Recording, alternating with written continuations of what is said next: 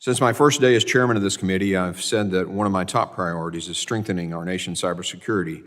I quickly realized that we would never be able to accomplish this without bolstering our first line of defense, our people. Today, our nation faces a cyber workforce shortage of over 500,000 cyber professionals. Let me say that again, 500,000. Each of those vacancies creates an opening for our adversaries to exploit our networks and infrastructure. This astonishing number does not even account for our current cyber professionals who may need to upskill or reskill to keep up with the threat landscape. Cyberspace is continuously leveraged by nation-state actors and criminals for everything from ransomware attacks to burrowing in our critical infrastructure. This jeopardizes our nation's security and costs our public and private sectors sometimes millions of dollars in recovery costs.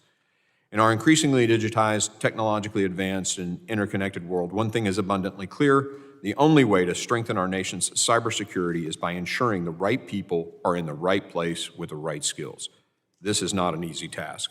For at least a decade, we've discussed the cyber workforce shortage, yet we continue to hear that the growth of the cyber workforce gap outpaces the size of the workforce, now 17 to 11% respectively.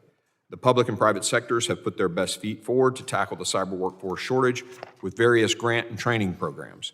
These are great programs that we must continue to support, while I also think it's time we apply fresh thinking to the problem. Threat actors' tactics change, and it's about time ours do too. Yesterday marked a major step forward in charting a new path for how we find and prepare our nation's cyber professionals. I, along with Representatives Zizell, Jimenez, Guest, Higgins, and Strong, introduced the Pivoting, providing individuals various opportunities for technical training, pivot, to build a skills-based Cyber Workforce Act of 2024, Cyber Pivot Act. This bill offers a creative solution that draws upon the best resources of our government, industry, and academia. The Cyber Pivot Act establishes a new ROTC-like full scholarship program for 2-year degrees in exchange for government service. The program targets a variety of entry-level talent, students who do not want to pursue or cannot afford a traditional 4-year degree, current government employees or military personnel seeking to reskill, though our military would receive service exemptions, of course, for already having served their country, or individuals who simply hope to pivot to the field of cybersecurity. The program will be operated by CISA, given the agency's strong relationships with the public and private sectors and expertise in cybersecurity. It will leverage existing cyber or cyber-relevant programs such as AI and security awareness, offered primarily at community colleges and technical schools. This ensures the program established by the Cyber Pivot Act is accessible, cost-effective, and integrated with the surrounding communities that are often the most vulnerable to cyber attacks. What sets this program apart from others is the focus on skills building. We want to reduce the gap between education and real-world experience so that students have the skills needed to get the work on day one.